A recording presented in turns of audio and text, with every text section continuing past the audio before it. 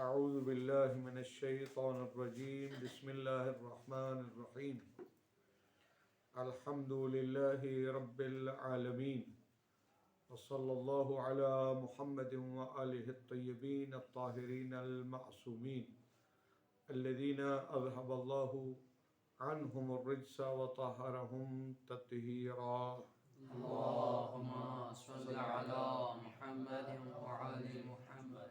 الثانی الغسل ويجب تغسيل كل ميت مسلم أو بحكمه كالطفل والمجنون المتولدين من مسلم ولقيت دار الإسلام أو دار الكفر وفيها مسلم يمكن تولده منه والمسبي بيد المسلم على القول بتبعيته فی الاسلام. توجہ فرمائیں. بحث ہماری تھی احکام میت. 5 حکم تھے. پہلا حکم تھا الاحتضار. احتضار کی حالت میں واجب کیا تھا؟ توجیہہ، اس کا چہرہ قبلے کی طرف کرے، رخ قبلے کی طرف ہو. وہ کیسے ہوگا؟ اس کے تلوے قبلے کی طرف، پاؤں کے تلوے قبلے کی طرف کریں گے. پھر کچھ مستحبات تھے اور آخر میں مکروہات بھی بیان کیے ہیں. ابھی دوسرا حکم ہے الغسل.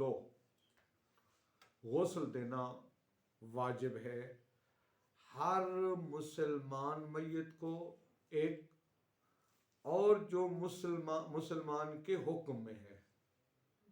مسلم ومن بے حکم ہی، مسلم کی میت ہو. اب یہاں جب مسلمان کا ہے تو اس میں شیعہ، سنی، بریلوی، دیوبندی، اہل حدیث سب کے سب شامل ہیں جو کلمہ پڑھتے ہیں لا الہ الا اللہ محمد الرسول اللہ. البتہ آگے ناسبی جو ہے ان کا وہ استثناء کریں گے، خارجی اور ناسبیوں کا وہ آگے بتائیں گے انشاءاللہ شہید ثانی. تو بہرحال جو بھی مسلمان میت ہو ومن بے حکم ہی، اور جو مسلم کے حکم میں ہے. جو مسلم کے حکم میں ہے اس کے 4-5 مورد بیان کیے ہیں. اس کو زبانی سننے پہ ترجمہ کرتا ہوں، آسان بات ہے. نمبر 1، مسلمان کے گھر بچہ پیدا ہوا ہے. وہ جو بچہ ہے وہ اگر فوت ہو جاتا ہے تو وہ مسلمان نہیں کہلاتا، مسلمان کے حکم میں کہلاتا ہے. چونکہ وہ کلمہ بھی پڑھ لے، اگر اس کا کلمہ، اس کی کوئی بھی گفتگو، اس کا کوئی اقرار شرعاً نافذ نہیں ہوتا. میں ایک مثال دیتا ہوں. اگر وہ بچہ سودا کر لے، کوئی شے بیچ لے تو شرعاً اس کو بیع نہیں کہتے ہیں. لہذا اس کو وہ جو کلمہ پڑھتا ہے وہ بھی شرعاً نافذ نہیں ہے، تو وہ مسلمان کے حکم میں ہے. اسی طرح مجنون، جو شخص دیوانہ ہے، پاگل ہے، ٹھیک ہے جی، وہ بھی مسلمان کے حکم میں ہے. اچھا جی. اسی طرح کہتے ہیں کہ لقیت دار الاسلام. دار الاسلام سے مراد اسلامی ملک، اسلامی علاقہ، چاہے وہ شہر ہو یا گاؤں ہو، دیہات ہو، کوئی بھی ہو. لقیت کے معنی ہوتے ہیں جو شے مل جائے، گم شدہ چیز، کوئی شے مل جائے انسان کو. راستے میں آپ جا رہے ہیں، آپ کو پیسے ملتے ہیں تو اس کو لقیت کہا جاتا ہے. لقیت کا لفظ استعمال ہوتا ہے. کوئی شے آپ کو ملتی ہے تو لقیت کے اپنے احکام ہیں. یہاں کہتے ہیں وہ بچہ یا بچی ہو، مسلمان ملک میں ملتے ہیں، وہ آپ کو پتہ نہیں کون ہے، بالفرض وہ فوت ہو جاتے ہیں، اب وہ بھی مسلمان کے حکم میں، چونکہ وہ لقیت دار اسلام کہلاتا ہے. اسلامی مملکت میں، اسلامی علاقے میں ملا ہے تو یقیناً وہ مسلمان بچہ ہوگا. اسی طرح کہتے ہیں کہ لقیت، وہ بچہ ہمیں ملتا ہے یا بچی ملتی ہے کافر ملک میں، لیکن وہاں مسلمان بھی رہتے ہیں. مثلا ہندوستان میں کچھ ایسے علاقے ہیں جہاں مسلمان بھی رہتے ہیں اور ہندو بھی رہتے ہیں. وہاں سے کوئی بچہ ملتا ہے تو ممکن ہے وہ کسی مسلمان کا بچہ ہو. اب اگر وہ مر جاتا ہے تو وہ بھی مسلمان کے حکم میں ہے۔ اچھا جی، ایک اور مورد، من بے حکم ہی، جو مسلمان کے حکم میں جنگ ہوتی ہے کافروں کے ساتھ۔ آپ کو پتہ ہے جنگ میں جب مسلمان جیت جاتے تھے تو کافروں کی عورتیں، ان کے بچے، ان کے مال اسباب سب ان کی ملکیت میں ہو جاتے تھے۔ فرض کریں بچہ یا بچی ملتا ہے، وہ مسلمان کا قیدی بن جاتا ہے، اب وہ بچہ اور بچی فوت ہو جاتے ہیں، اب ان خود بچہ اور بچی کے بارے میں وہ جو مسلمان کے نہیں ہیں، کس کے ہیں؟ کافر کے ہیں، لیکن زندانی کس کے پاس ہے؟ مسلمان کے پاس۔ اب آیا وہ طہارت اور اسلام میں اس جس کے ہاتھ وہ قیدی ہے مسلمان کے ہاتھ، اس کے تابع ہے یا تابع؟ بعض کہتے ہیں اسلام میں بھی وہ تابع ہے اس کے، بعض کہتے ہیں صرف طہارت میں تابع ہے۔ اگر ہم فرض کر لیں جس طرح کہ مصنف بیان کریں گے کہ وہ مسلمان کے تابع ہے تو اس کو غسل دینا بھی کیا ہوگا؟ واجب ہوگا۔ ٹھیک ہے جی، ایک یہ مسئلہ انہوں نے بیان کیا۔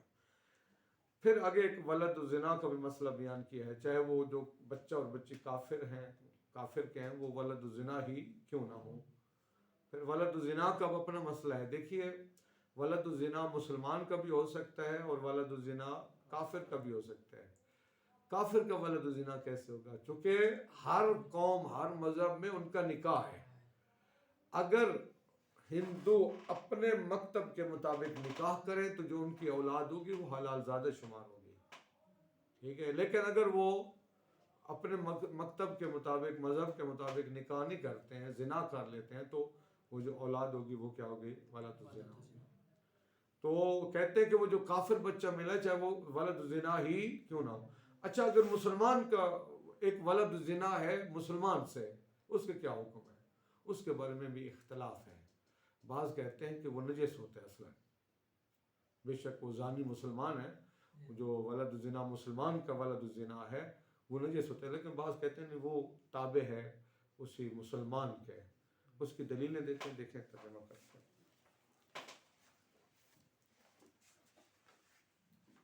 الثانی، کس سے کا ثانی؟ احکام اموات میں سے دوسرا، الغسل، دوسرا کیا ہے؟ غسل ہے۔ وَيَجِبُ تَغْسِيلُ كُلِّ مَيِّتٍ مُسْلِمٍ، واجب ہے ہر مسلمان میت کو غسل دینا۔ تغسیل یعنی غسل میت دینا۔ کل میت مسلم، ہر مسلمان میت کو۔ جب مسلم کا ہے تو یہ تمام فرقوں کو شامل ہے مسلمانوں کے، ٹھیک ہے جی۔ اچھا، او بحکم ہی، یا جو مسلمان کے حکم میں ہے۔ اس کی مثال دے رہے ہیں، کطفل، جیسے بچہ، ٹھیک ہے جی، یعنی یہ بچہ جو ہوتا ہے، والمجنون، اور جو مجنون ہے، المتولدین من مسلمین، وہ بچہ اور مجنون جو متولد ہوئے ہیں مسلم سے، یعنی ماں باپ اس کے کیا ہیں؟ مسلمان ہیں، ٹھیک ہے جی۔ اچھا جی، ان کے اوپر بھی وہی مسلمان والا حکم ہوگا۔ کیا مطلب مسلمان والا حکم ہوگا؟ اس کو بھی غسل دینا واجب ہوگا۔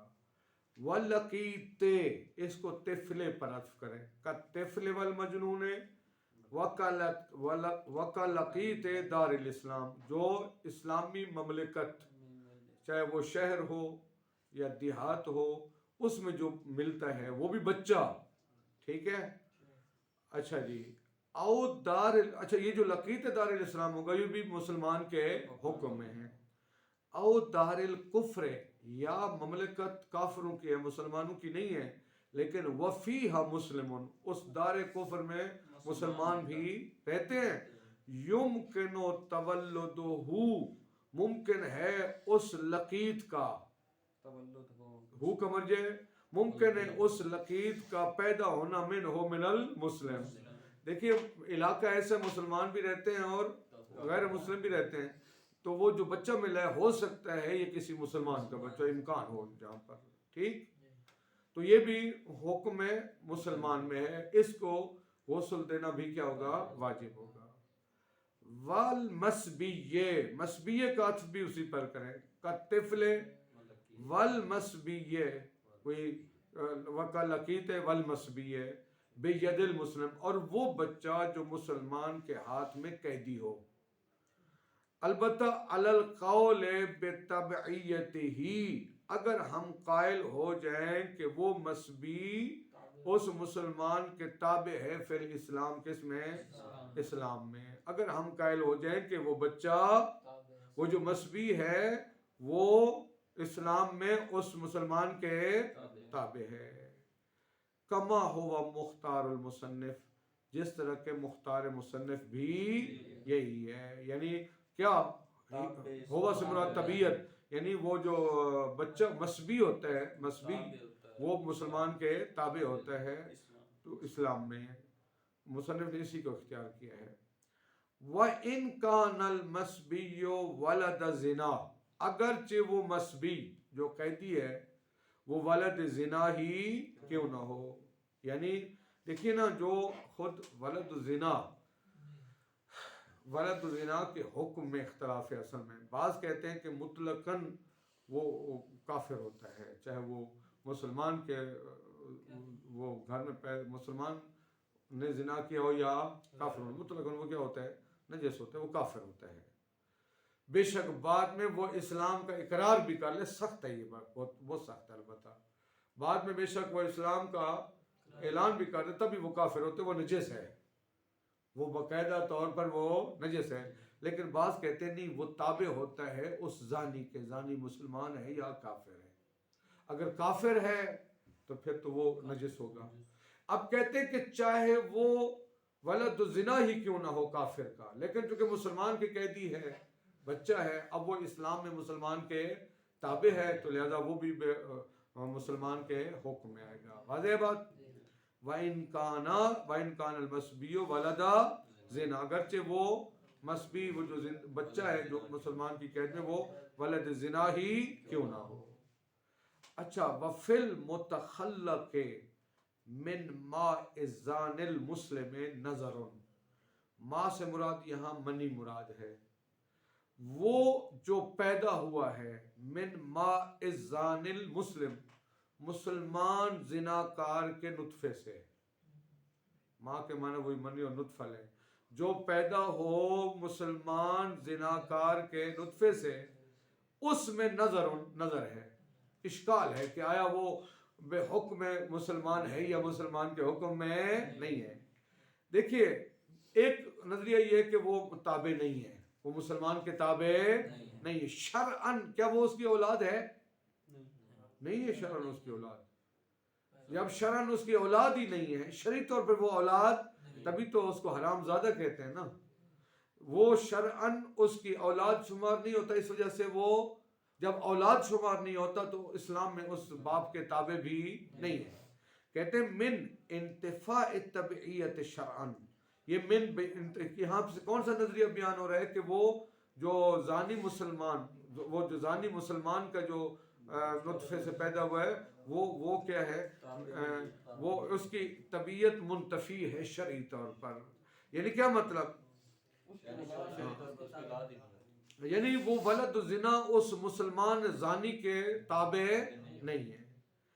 اچھا، لیکن دوسرا بعض کہتے ہیں کہ وہ ہے، وہ تابع ہے، وہ تین دلیلیں دیتے ہیں، مضبوط دلیلیں ہیں۔ نمبر ایک، زبانی سن لیں، حقیقتاً کس کا بچہ ہے وہ؟ نطفہ کس کا ہے؟ اسی کا ہے نا، مسلمان کا ہے نا، ایک یہ حقیقتاً اگر پوچھ جائے یہ کس کے نطفے سے پیدا ہوا ہے؟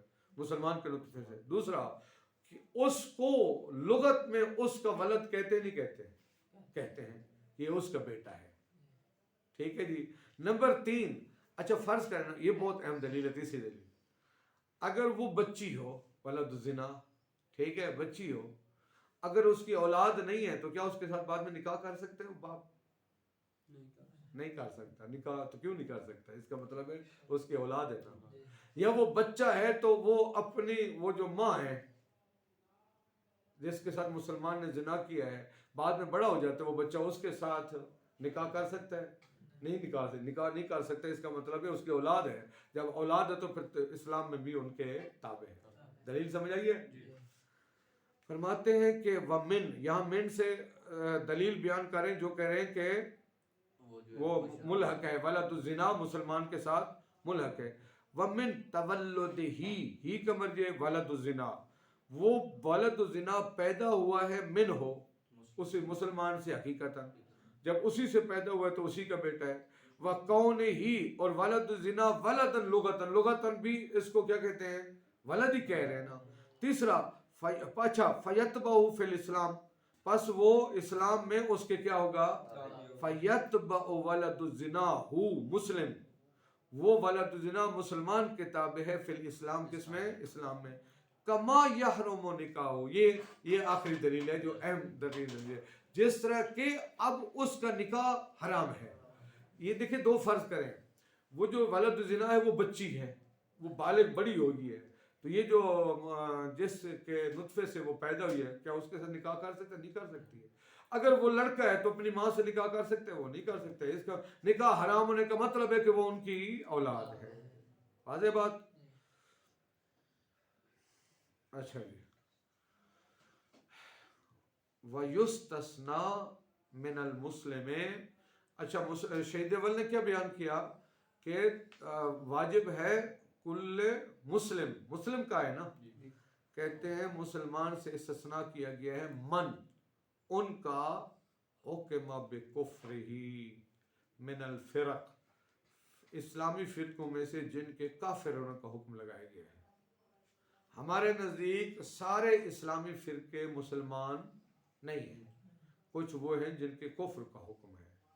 مثال دے رہے ہیں، کل خارجی، جس طرح کے خارجی کون تھے؟ وہ جو اہل نہروان، جنگ صفین میں وہ حکمین ہوا تھا، حکمین کے بعد ایک فرقہ پیدا ہو گیا تھا جنہوں نے کہا تھا کہ وہ معاویہ بھی حق پر نہیں ہے اور نعوذ باللہ مولا کائنات بھی حق پر نہیں ہے. تو وہ وہیں سے جو نیا فرقہ جن میں عبد الرحمن ابن ملجم بھی تھا، ان کا سرکردہ لا حکم الا للہ، وہ انہوں نے ایک نعرہ لگایا تھا. پھر بعد میں جنگ نہروان ہوئی مولا کائنات کے ساتھ ان کی، تو یہ ان کو کیا کہا جاتا ہے؟ خارجی. یہ کافر ہیں، یہ کافر ہیں. یہ مر جائے اگر کوئی، آج اگر کوئی ان کے ماننے والا ہے وہ مر جائے تو اس کو غسل دینا واجب نہیں ہے. والناسبی، جو خاص طور پر اہل بیت کے ساتھ دشمنی کرتے ہیں اور دشمنی کا اظہار بھی کرتے ہیں، جن کو آج کل ہم اپنی زبان میں وہ ناسبی کہتے ہیں، جو عداوت رکھتے ہیں، دشمنی رکھتے ہیں اہل بیت علیہ السلام سے، تو وہ بھی اگر مر جائے ہمارے لیے واجب نہیں ہے اس کو غسل دینا.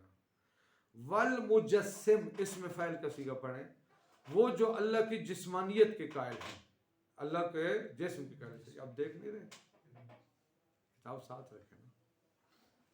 والمجسم، جو اللہ کی جسمیت کے قائل ہے، وہ کہتے ہیں جس طرح یہ چیزیں نظر نہیں آتی ہمیں تو اللہ بھی اسی طرح نظر آتے. جو اللہ کی جسم کے قائل ہیں ان کو مجسم کہا جاتا ہے، وہ اپنے آپ کو مسلمان کہلاتے ہیں. یہ بھی اشاعرہ کا ایک گروہ ہے، تو وہ ان کے کفر کا حکم ہے، ان کو بھی غسل دینا واجب نہیں ہے، تو ان کا استثناء کیا گیا ہے. اچھا، کیا شہید اول نے استثناء کیا ہے؟ نہیں. کہتے استثناء کی ضرورت ہی نہیں، وہ ہے کافر، وہ مسلمان ہی نہیں ہے. اچھا مسلمان نہیں ہے تو مسلمان کیوں کہتے ہیں؟ کہتے ہیں ظاہر ہم ان کو رواداری کرتے ہیں اور ان کو مسلمان کا نام دیتے ہیں، وہ مسلمان ہی. اسی بات کو بیان کریں، وَإِنَّمَا تارکا استثناءہو، تارکا کا فاعل شہید اول، استثناءہو، ہو کا مرجع وہی من حکم بکفرہ، من حکم بکفرہ، من حکم بکفرہ کے استثناء کو شہید اول نے ترک کر دیا ہے. ٹھیک ہے بھرت؟ کیوں؟ لخروج ہی من حکم بکفرہ خارج ہے، وہی کا مرجع وہی من حکم بکفرہ، وہ خارج ہیں عن الاسلام حقیقت، اسلام سے حقیقت وہ کیا ہے؟ جب خارج ہے تو پھر ان کو استثناء کرنے کی ضرورت ہی. وَإِنْ أُطْلِقَ عَلَيْهِ ظَاهِرًا، اگرچہ علیہ کا مرجع وہی من حکم بکفر، جن کے کفر کا حکم لگایا گیا ہے، اگرچہ ان پر ظاہراً مسلمان کا اطلاق ہوتا ہے، حقیقت میں وہ مسلمان نہیں ہے. ٹھیک. اچھا، اب اگلا مسئلہ سن لیں زبانی. پھر کہتے ہیں بچہ ماں کے شکم میں 4 مہینے کا جب ہو جاتا ہے تو اس میں روح آ جاتی ہے، اگر وہ سکت کر جائے تو اس کے اوپر غسل واجب ہے. کہ عام لوگوں کو نہیں پتہ ہوتا. یہ مسئلہ بہت اہم ہے. 4 ماہ سے زیادہ کا ہو ماں کے شکم میں, اس کو بھی غسل, کفن, دفن ساری چیزیں, صرف جنازہ واجب نہیں ہے, باقی ساری چیزیں واجب ہیں. ہاں اگر 4 مہینے سے کم ہے, کہتا ہوں اس کو کپڑے میں لپیٹ کر بغیر کسی غسل کفن کے اس کو جا کر کسی جگہ دفن کرتے ہیں. سمجھا کی بات؟ یہ جو 4 مہینے کم از کم ماں کے شکم میں ہو تو وہی پورا وہ انسان بن چکا ہوتا ہے. وہی فرما رہے ہیں وَيَدْخُلُ فِي حُكْمِ الْمُسْلِمِ الطفلو, طفلو فائل ہے یدخلو کا, طفل بھی مسلمان کے حکم میں داخل ہے, ولو سکتن, اگرچہ وہ بچہ ساکت ہی کیوں نہ. جو بچہ 9 مہینے ماں کے شکم میں نہ رہے, پہلے وہ ضائع ہو جاتا ہے, مردہ پیدا ہوتا ہے, اس کو سکت کہا جاتا ہے. ٹھیک ہے جی. البتہ یہ جو مشہور ہے 9 مہینے ماں کے شکم میں, بعض کا 6 مہینے کا بھی مکمل ہوتے ہیں, اور باقاعدہ روایات میں جو 6 مہینے کا بچہ پیدا ہوتا ہے وہ زیادہ ذہین اور زیادہ وہ اچھا ہوتا ہے. یہ بھی ایک علیحدہ بات ہے. بہرحال ہوتے ہیں ماں کے شکم میں 6 مہینے کا بچہ پیدا ہوتا ہے تو وہ ٹھیک ٹھاک ہوتے ہیں, زبردست ہوتے ہیں.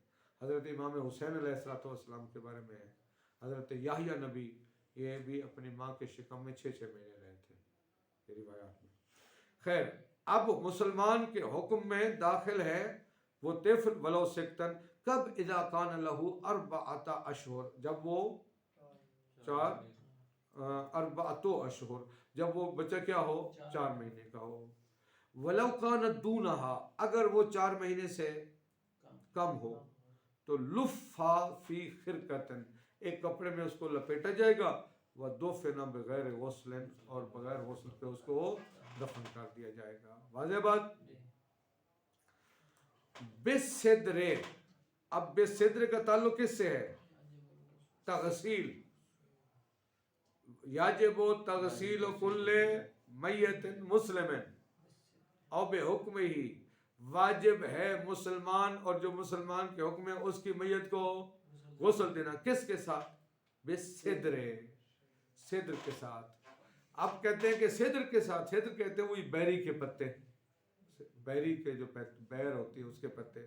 مراد بیری کے پتے سے مراد ہے بماء مصاحبن, یعنی وہ پانی جس میں مل جائے لشیء من الصدر, من تبعیضیہ ہے کچھ صدر, یعنی وہ پانی جو ہے نا وہ سارے کا سارا وہ بیری کے پتے کا نہ ہو, پانی ہے اس میں تھوڑی سی مقدار وہ بیری کے پتوں کی ملا دے, اس کے ساتھ غسل دینا ہے پہلا.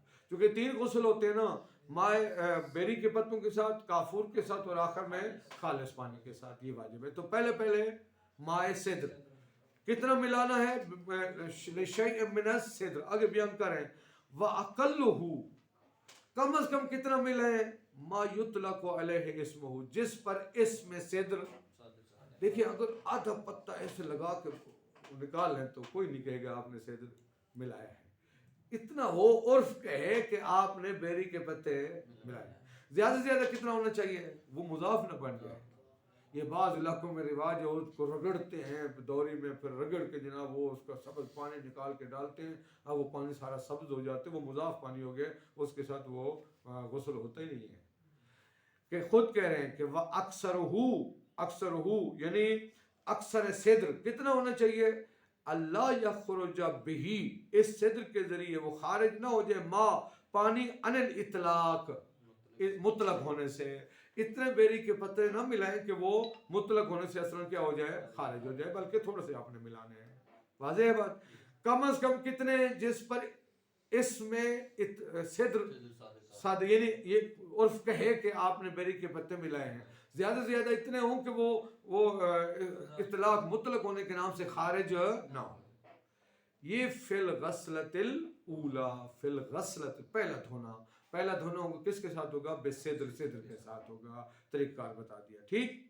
ثم پھر, اچھا جی, پھر میت کو غسل دیجیے گا بماء مصاحب لشیء من الکافور, اس پانی کے ساتھ جو پانی مل جائے کافور میں سے کچھ کے ساتھ. من تبیزیہ ہے تھوڑا سا کافور, ترجمہ کیا کریں گے؟ تھوڑا سا کافور. وہ بھی کذالک اس مراد کم از کم کتنا ہو؟ عرف کہے کہ یہ کافور کا پانی ہے, زیادہ سے زیادہ وہ مطلق سے خارج نہ ہو. کذالک اس طرف اشارہ ہے. واضح بات. اچھا جی, कितने गुस्ल हो गए उसको भी? दो। सुम्मा युगसलो सालिसन बिल माइल कराह। कराह कहते हैं, ये काफ के फतह के साथ पढ़ना है, साफ शफाफ पानी। देखिए ज़बानी सुनने ये इबारत थोड़ी सी में तवज्जो करेंगे।